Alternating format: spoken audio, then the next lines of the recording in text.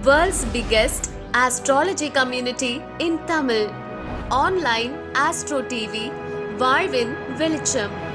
Online astro டிவியை கண்டு மகிழுங்கள்.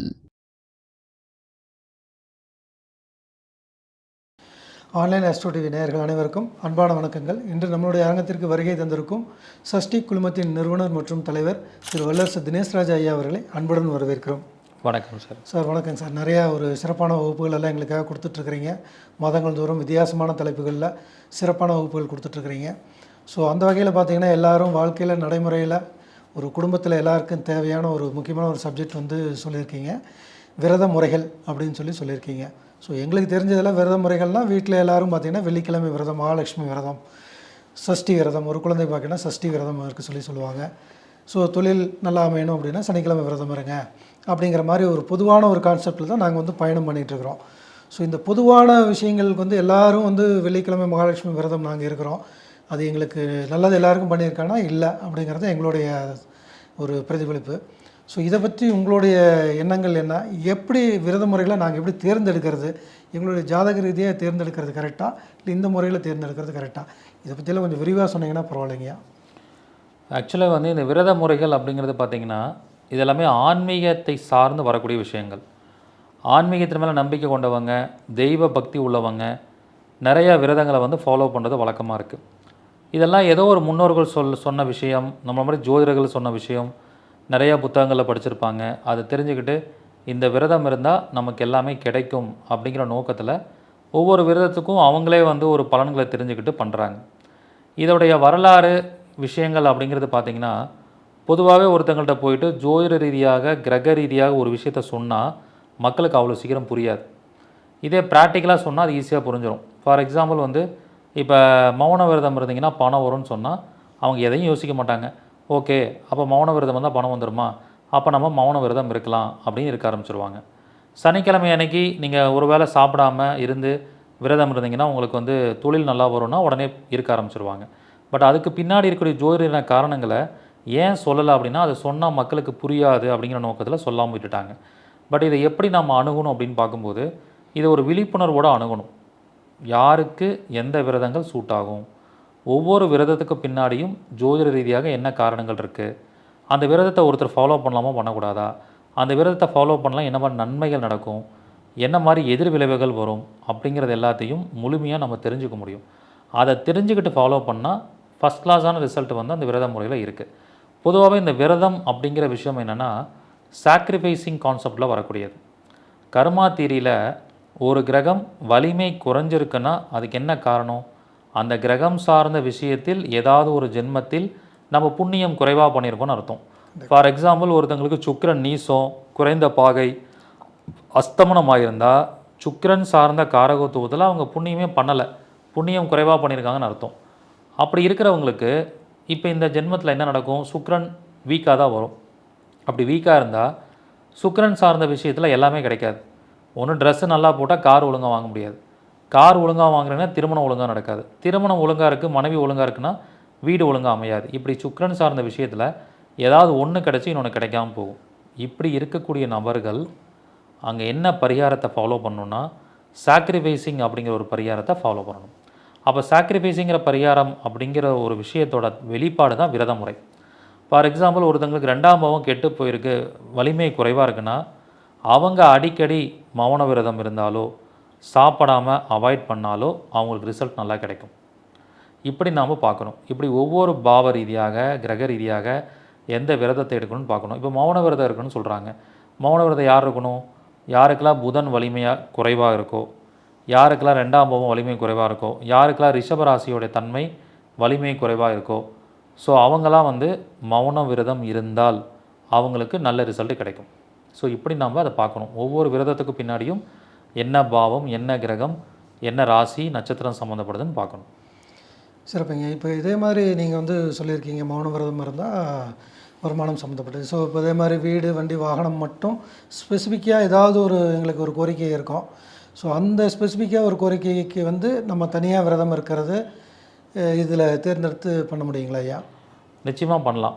இதை எப்படி பண்ணலாம் அப்படின்னா, எந்த விஷயம் நமக்கு வேணும்னு நினைக்கிறோமோ அதை காமனாக பண்ணக்கூடாது. நம்ம ஜாதக ரீதியாக அது என்ன பாவ தொடர்பு, என்ன கிரக தொடர்பு அப்படிங்கிறத பொறுத்து நம்ம பண்ணலாம். ஸோ ஃபார் எக்ஸாம்பிள் இப்போ வந்து ஒருத்தங்களுக்கு சதுர்த்தி விரதம் ஃபாலோ பண்ணால் வீடு வாசல் கிடைக்கும்னு சொல்கிறோம். ஏன் சதுர்த்தி விரதம் ஃபாலோ பண்ணால் கிடைக்கும் அப்படின்னா, நம்மளுடைய வீடு சம்மந்தப்பட்ட விஷயம், வாகனம் சம்மந்தப்பட்ட விஷயம் வந்து 4ஆம் பாவத்தை குறிக்குது. அப்போ ஒவ்வொரு திதிகளுமே வந்து ஒவ்வொரு பாவத்தோட பிரச்சனைகளை தீர்க்கக்கூடிய தன்மையில் உள்ளக்கூடிய விஷயம். அப்போ லக்ன பாவனா பிரதமை திதி, 2ஆம் பாவனா துதியை திதி, 3ஆம் பாவனா திருதியை திதி, 4ஆம் பாவனா சதுர்த்தி திதி. அப்போ சதுர்த்தி திதி விரதம், சங்கடகர சதுர்த்தி விரதம் ஃபாலோ பண்ணுறோமா? அப்போ அந்த சங்கடகர சதுர்த்தி விரதம் யார் ஃபாலோ பண்ணுறாங்களோ அவங்களுக்கெல்லாம் வீடு சார்ந்த பிரச்சனை, கார் வாகனம் சார்ந்த பிரச்சனை, அதுக்கப்புறம் நிலம் சார்ந்த பிரச்சனை, கல்வி சார்ந்த பிரச்சனை, இது எல்லாத்துக்குமே தீர்வு கிடைக்கும் அப்படின்னு நம்ம சொல்லலாம். இப்படி ஒவ்வொரு பாவங்களுக்குமே வந்து நம்ம அந்த திதிகளை அடிப்படையாக வச்சு எடுக்கலாம். இது வந்து ஒரு சில பேருக்கு காமனாக சூட் ஆயிரும். ஆனால் சில பேருக்கு ஸ்பெசிஃபிக்காக அந்த 4ஆம் அதிபதி என்ன கிரகம்னு பார்த்து அந்த கிரகத்தோட கிழமையில் அந்த பர்டிகுலர் விரதத்தை ஃபாலோ பண்ணாங்கன்னா அவங்களுக்கு ரிசல்ட் நல்லாயிருக்கும். ஃபார் எக்ஸாம்பிள், மேஷ லக்னக்காரங்க வீடு சம்மந்தமான விஷயங்கள் நல்லது நடக்கணும்னா திங்கக்கிழமை அன்னைக்கு சோமவார விரதம் ஃபாலோ பண்ணணும். இதே வந்து ஒருத்தங்க துலா லக்னக்காரங்களாக இருந்தாங்கன்னா வீடு சம்மந்தப்பட்டது நல்லா நடக்கணும், 4ஆம் அதிபதி சனி, சனிக்கிழமை அன்னைக்கு சனி வார விரதம், ஸ்திர வாரம்னு சொல்லுவாங்க, அந்த விரதத்தை ஃபாலோ பண்ணணும். இப்படி ஸ்பெசிஃபிக்காக அந்த வீட்டோட அதிபதியை வச்சு எடுக்கலாம். இப்போ நிறைய பேர் வந்து இந்த மல்டி மில்லியனர்ஸாக இருக்கிறவங்க, பிஸ்னஸ் பண்ணுறவங்க, அவங்களெல்லாம் வந்து ஜாதகம் பார்க்கும்போது அவங்களே சொல்லுவாங்க, சார் நான் வந்து ஒரு 20 வருஷமாக ஏகாதசி விரதம் ஃபாலோ பண்ணுறேன். அவங்க வந்து நம்மள்ட்ட ஜாதகம் பார்க்கும்போது டிஸ்கஷன் பண்ணும்போது அவங்களே சில பாயிண்ட்ஸை சொல்லுவாங்க. அந்த பாயிண்ட்லேருந்து நம்ம சில விஷயங்களை ஆராய்ச்சி பண்ணணும். ஏகாதசி விரதம் ஃபாலோ பண்ணனால இவங்களை எப்படி பணக்காரானாங்க அப்படின்னு நம்ம ஃபாலோ பண்ணணும். ஏகாதசி விரதங்கிறது என்ன மாதிரி தன்மையில் இயங்கக்கூடியது அப்படின்னா, ஏகாதசிக்கும் எந்த கடவுளுக்கும் தொடர்பு இருக்குது? பெருமாளுக்கும் ஏகாதசிக்கும் தொடர்பு இருக்குது. பொதுவாக பெருமாள் அப்படின்னாலே புதன், புதன் தான் வந்து வியாபாரக்காரகன்னு பேர். அப்போது வியாபாரம் பண்ணுறவங்க வியாபாரத்தில் ஜெயிக்கணும் அப்படின்னா என்ன பண்ணணும்? ஏகாதசி விரதம் ஃபாலோ பண்ணுறது சிறப்பு.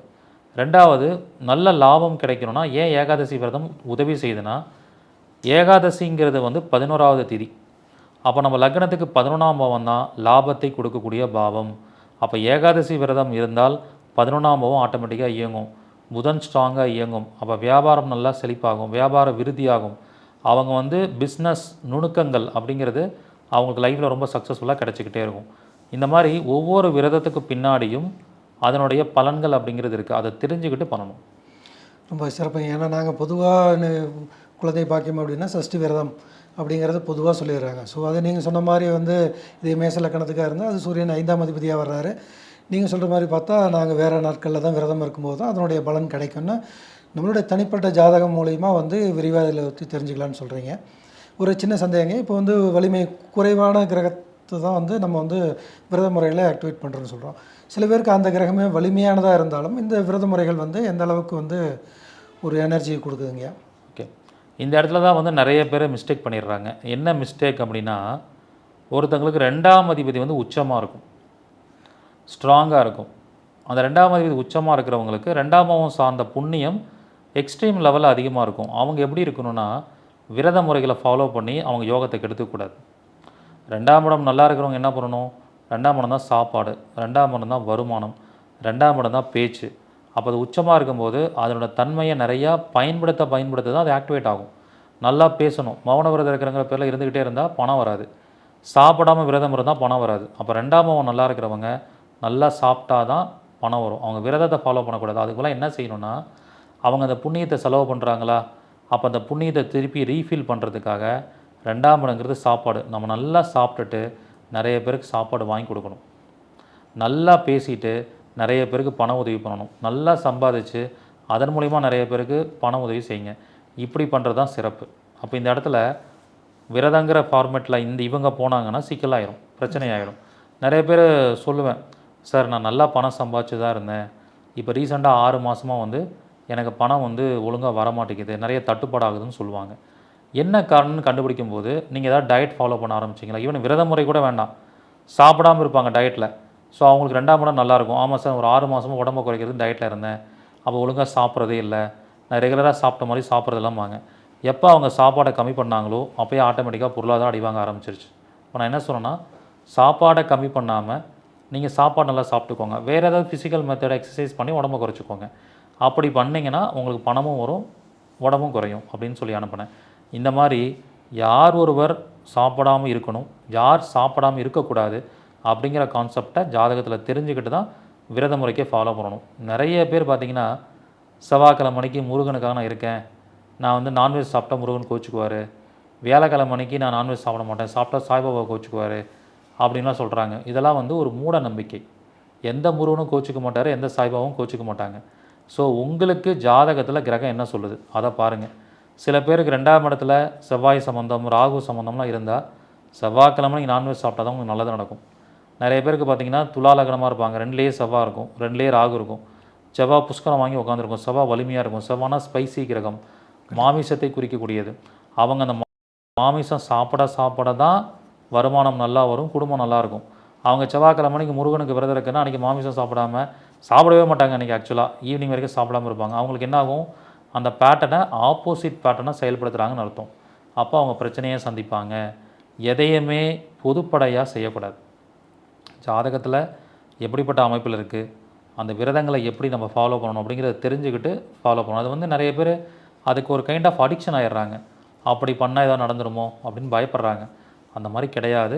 நீங்கள் தெளிவாக தெரிஞ்சுக்கிட்டு பண்ணிங்கன்னா சக்ஸஸ்ஃபுல்லாக இருக்கும்.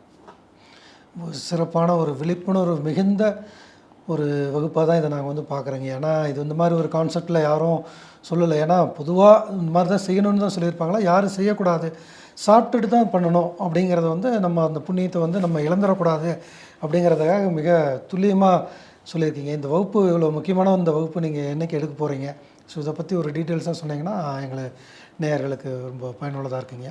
இந்த வகுப்பு வந்து பார்த்திங்கன்னா விரத முறைகளால் ஏற்படக்கூடிய பலன்கள், அதனுடைய சூட்சமங்களை பற்றி இந்த வகுப்பில் எடுத்து போகிறேன். இது ஜோதிடத்தோட கம்பைன் பண்ணி சொல்ல போகிறேன். இந்த வகுப்பு வந்து 26ஆம் தேதி ஜூலை 26 ஞாயிற்றுக்கிழமை அன்னைக்கு காலையில் 10 மணிலேருந்து மதியம் 2 மணி வரைக்கும் 4 மணி நேரம் வகுப்பு நடைபெற போகுது. இந்த வகுப்பில் ஏற்கனவே படித்த மாணவர்கள், மூத்த குடிமக்கள், மாற்றுத்திறனாளிகளுக்கும் கட்டண சலுகை உண்டு. முதல்ல ஜாயின் பண்ணுற 100 நபர்களுக்கு மட்டுமே அனுமதி. ஒரு அருமையான வகுப்பு.